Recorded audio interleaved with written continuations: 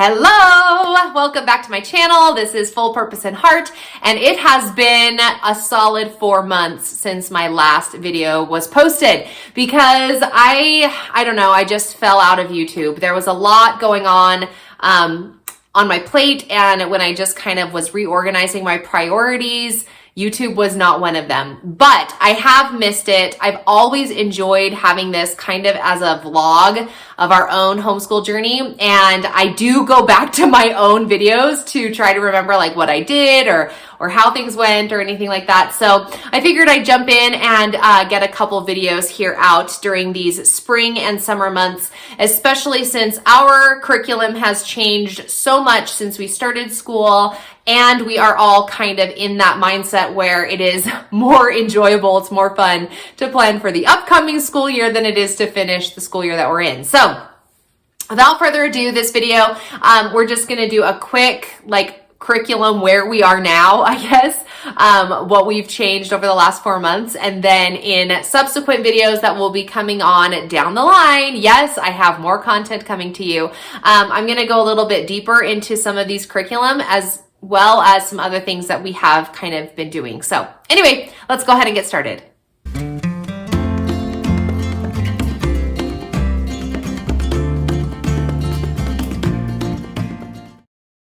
So for those of you who have followed me over on Instagram, I do have a lot of you from here, from my YouTube community, who has followed me over there. And thank you for that. I do enjoy having you around. My Instagram channel, just as I don't know, by way of being transparent, I did start my Instagram as a companion to my YouTube channel. However, it has morphed and it is now pretty much entirely my accountability platform that I use for my health and fitness and all the things that I try to do for my habits of health over there.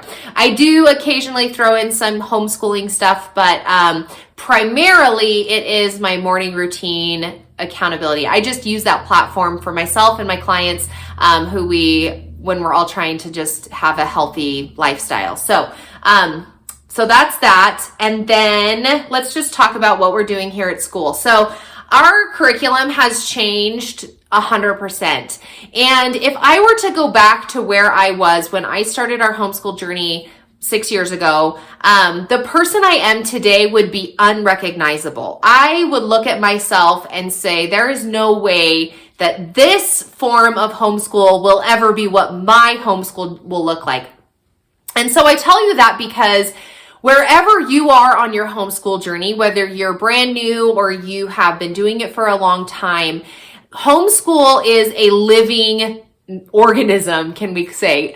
It's always changing. And the more that I am doing it and the longer that I am outside of the public school world, the more that I am beginning to recognize what learning is all about and the type of learning that I want to have in my home. So because of that, the curriculum that we've used has really morphed and changed, as has our schedule. I have become so much more relaxed. What used to take large chunks of time and be very specific and very regimented has now become very fluid, very open. If my kids are outside playing, I don't call them in and say, hey, we got time to start school. I just say, hey, go dig in that dirt. Go throw that ball around. Go run around and play with your siblings. And sometimes we don't even get to school on those days where the weather is nice and the kids are outside playing, and then the neighbors come over and they're playing with them, because for me, learning isn't necessarily how much time is spent in our classroom. It is more about the experience that we have in our lives and what do we absorb and what do we take away from each of those experiences. Whether it is working with your siblings on a team type game, or playing with the neighbors, or cleaning out the yard, or just being creative and playing outside. So that being said, we do have books that I turn to and that we use. And I talked about them on my Instagram page. So if you haven't seen me there, then this will be new for you. Okay, So let's start with my fourth grader. And I'll dive more into some of these resources in subsequent videos. So I'm going to kind of try to go quickly just to make this kind of quick. So the first new thing that we are doing in our school is this resource. They're called Versatiles. And it's brand new for me. I've never seen them before. And this is like the foundation or the bulk of our school day. In fact, we do have days where Versatiles is all we do, and then we go about the rest of our day, whatever it is. Sometimes I have, errands that I have to run. Sometimes the kids have extracurricular things that they're going to. And sometimes we just don't feel like doing school. So on those days, it's like, okay, as long as we can get in our Versatiles, then let's do it. And it's been such an awesome win because my kids love it. And it's a great break from just the traditional work page school system. So I got my fourth grader 2 books, and I wish that I would have gotten more. So let me kind of break this down. I'm not going to break it down because I'm going to do that in another video. But really quick, I ordered these I got them from Amazon actually because their personal website was a lot more clunky. And it appears, don't take my word for it, but it appears in my searching that you can order them in class sets from their website, and then Amazon sold them as like take-home kits. So I think that they're actually created, I don't know, for like a public school or a large classroom setting, and then this is like extra work that you can take home for more additional practice. But I was like, well, I just want to order them. So I ordered the blue kits here. The blue books are like their own set, and they come with this set of tiles, and I'm going to show you that here in one quick second. And then for my other children, my daughter, I actually got a companion book, and those are orange. So I'll show you that in a minute. Anyway, so what I got for him is his literacy and his math. And it essentially is the same thing that all the other books are. It's like punctuation and parts of speech and complete sentences and incomplete sentences and predicate and the subject predicate, and anyway, all of this stuff, right? And essentially what you do, if you don't want to jump over and watch my other video, is that your child will answer the 12 questions with their tiles. So they open up their tiles. It's really hard to do like in this case, but anyway, so they open the tiles, so they're open like this, and then they have their book kind of next to them, and they read question 1. If you blank the stop sign and keep driving, you could cause an accident. So then they're going to look at the multiple choices down here and find the correct answer, which I suspect is ignore. And ignore is like letter B right here, if you can see. So then you take the number 1 tile, because it's the first question, and you move it down here to the B section, like so, okay? Then you're gonna do that for all 12 whatever questions, right? Whoops, and when you're done, oh, it's not gonna work. But when you're done, you're gonna close it up. And then, well, I can't show, I'll show it better in the other video. But anyway, when you close it up, then it has like a little self-check down here. So these like little picture is going to be if you got all of those in the right spot, then that's going to be the answer. So anyway, it's been really fun. And we have, for the math ones, we have needed some scratch paper, and he works through the problems to find the correct answer. So it's just been a lot of fun, and we are doing grade 4, and we've just barely started the fractions, which is probably where I left you off back in November, was I was like, oh, we're starting fractions, and it was a hot mess. So that is going to be page 22. We started fractions. Well, it was probably the previous page. Nope, 22. And it's been rough. Right now we're doing equivalent fractions, and it's been rough. So I've actually considered that I'm either going to go to teaching textbooks when I think we might be almost finished with this. We'll skip these fractions and jump to the ones that we can do. But I think I might get teaching textbooks for that because I've heard some good things about that. Or I might just peruse YouTube and see if I can find someone who explains equivalent fractions. And it's just really rough. So anyway, that's that one. And then the literacy is the same. So this one is going to be like vocabulary words, and he doesn't know what they are. So based on the context of the like passage, he has to figure out what they are, what the words mean. Anyway, so it's just got a lot of like reading comprehension, vocabulary, and then we, he, you, she, I, he, they, them, he, they. I smile. If you know, you know, right? Okay. So this is the vast majority of our school day. Now, I knew that wasn't enough. Like in my teaching heart of hearts, I was like, ugh, I just got to add something else. So I do have a few more things that he does every day, and they don't take him that long. So this is a Skill Sharpeners reading. If you know, you know. I love Evan Moor. I think that their resources are super affordable. You can throw them in or pull them out. They can be supplemental. They can be comprehensive. Like, they're just so great. And they are secular based. And so if you receive funds from your state, or you receive supplemental, whatever, money, then most of them will be accepted by those people because it doesn't have any religious background. So I love them for all reasons, and I love them because I do buy a lot with my own money. And one book, I mean, you can get some books for like $5.99, and then they go as much as maybe $20 if it's like a really intense one. Like I think this one, I'll talk about that in a second. Oh, this is not a daily one. This is a different one. But anyway, I have one that's like a daily writing. I thought that I had. Is this it? No. I don't know what happened to it. Anyway, okay, so this is what I have for him right now. It's just a reading comprehension practice. It says comprehension, fluency, and vocabulary. And so he has a passage that he reads, and they're just really well length for his grade, because he tends to read, as I'm sure all of your children do, he tends to read like comic books, like he's really into Garfield right now, or Dogman, or Nintendo, like the history of Nintendo. Okay, so this is just giving him something a little bit different. So what do we have here? Dick Whittington and the Wonderful Cat.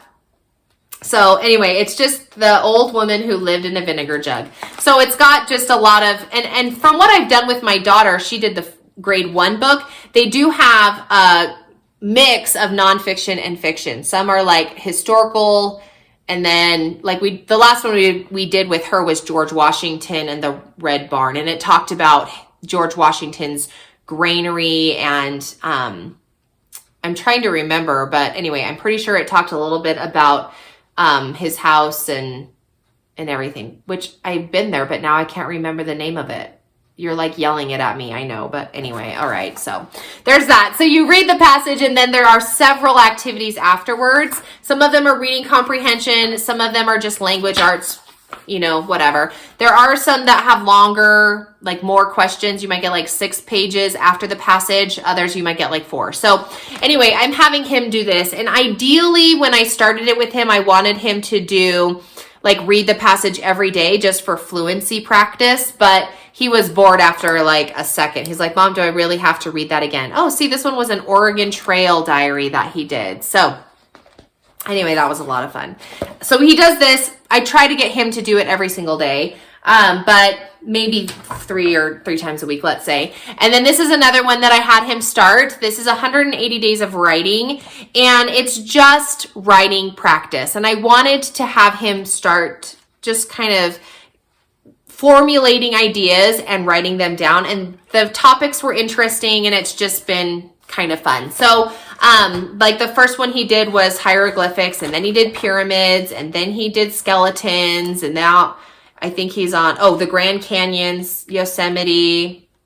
There's a section on dogs. And so anyway, we do this, and like I said, I have him do 2 pages when he sits down to do it, because it's so fast. If I were like teaching public school, this would be like your bell work or something like that. So it is really fast, but it's just great practice to get him to write more. So those are that. And then I did grab one more book here from Evan Moor. This is, and you may remember because I talked about this book with my daughter at the beginning of the school year. Well, they finally came out with a hard copy instead of just the digital version. So I grabbed this. This is grade ages 8 to 9, and it's real world writing. So this kind of, the one that I just showed you, and I got this one from Rainbow Resource, shop, rainbowresource.com. But anyway, so this one is just kind of like practicing getting ideas out on a page. So pre-writing, drafting, revising, editing, and publishing. But this one is, again, real world writing. These are real world skills. And did I tell you it was Evan Moor? It is Evan Moor. So again, it's like pet care, how to take care of Molly. So you're going to write some instructions, a movie review, greeting card, a fundraising letter, a journal entry, apparently a bumper sticker maybe. I don't know what that one is, but, and then you just kind of, writing a practice card, one of a kind card. And then look, they have like these cute little cutouts that you can put to make your own card. So anyway, here we're writing a letter. But I just really, really love it because my kids seem to be more engaged and more interested when it relates to them, right? So if we're writing a thank you note to grandma for her watching them over the weekend, that means something more to them than writing like, how do you feel about hieroglyphics? It's just a different engagement. Conveniently, we just finished our Egyptian unit, so the kids like that. But anyway, okay, that was that. Now let me just talk really quickly about a few supplements. Okay, so I'm going to talk really, really fast about what I'm doing with my daughter. So she's in first grade right now, and she is doing almost solely versatile. She has four versatile books. I didn't grab them, so I'm just going to verbally tell you. She has a reading comprehension, literacy, math, and a phonics book. So she has 4. I have noticed going down the line that there are some duplicate pages in her reading comprehension and her literacy. So now that we're kind of getting towards the end of the books, she'll be like, Mom, I already did this page like last week or whatever. So, but we are coming to the end, both my 4th grader and my 1st grader. So we're going to have to wrap up the school year going back to our just like traditional books. But so that's her. She's almost entirely that. And then my son, my preschooler, he is almost entirely doing, I have 2 Evan Moor books that I do with him, which, fine, I'll go get them. Okay, so I have 2 Evan Moors. This is, again, my preschooler. And so we do this Skill Sharpeners Grammar and Punctuation, and then his Skill Sharpeners Reading. This one goes through, this one. Which one goes through the alphabet? This one? Yeah. This one goes through the alphabet, and then it has like words that go with that letter. So we're on the H here. And so my son can read this. 1 hat, 1 big red hat. Okay. Then we find all the H sounds and whatever. So it's just kind of like a really mild reading one. And then this is grammar and punctuation. My son can read a portion of this. When we did it, they all have pictures next to the words, so that helps with him identifying it. So it's less reading and more just looking at the pictures, but it is introducing punctuation for him. So the question mark and the period and the exclamation point. And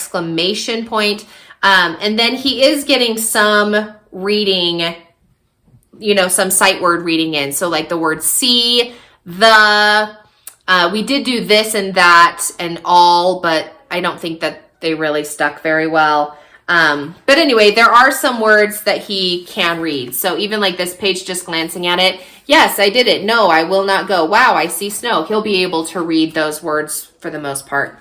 No, yes, wow. So anyway, I do both of these, and then we do the Christian Light Education preschool curriculum as well. We're on the last workbook and activity book. So we've gone through all the letters, and now we're just kind of like finishing those up. I do still do the ABC Mouse letter videos. I know I've talked a lot about that in the past, so we do still do those, and he loves it. And then one more like book that I got for him, just kind of for fun. most of the time his brother and his sister are still working when he finishes. So this is one that Evan Moore sent to me. And so I thought, sure, I'll give it a try. It's beginning coding. Coding's like a really big thing, obviously. Now that we're in 2022, I feel like everything is coding. Excuse me. Everything is coding related. And so this is just a beginning coding for your kindergartner. And I probably won't necessarily pull this out for him until next year, but it just goes through steps, because essentially that's what coding is all the like individual steps that it takes to get whatever, make the computer game do whatever it needs to do, right? So anyway, this is just an idea. And I'll do a look in the book for this one as well. I mean, for all of these. I just love Evan Moore, so I do a lot of those on my channel. But essentially that is where we are with our curriculum right now. Now moving forward, we are going to have to add a few things in. Science is one thing that I didn't talk to you about, and we're going to start picking up science. So history, you can kind of see on my back wall here. For history, we did draw right now. And we did just kind of early exploration, Christopher Columbus, Leif Erikson, anyway, all those other, Ponce de Leon, all those other explorers anyway. And so the book Draw Right Now kind of helped us get through these. You can't see them really great, but anyway, they're right here. And then this one right here that you can't really see, that was a like fold out that we did of Christopher Columbus. So anyway, that was that. And then for science, you can kind of see the continental shelf picture here. We've been doing marine biology for about, feels like forever. And then we got up to, we did the good and the beautiful, and we got up to maybe lesson 5, I'm going to say 4 or 5, when they start classifying all of the animals. And then that's when we lost interest. So that's where science went. So now for science, we're going to do the human body. And I have these 2 books. I still haven't like figured it out. I'm probably going to jump onto Teachers Pay Teachers and figure out exactly what we're going to do. But this one is from the Generations thing, and I got it for free for attending one of their conferences.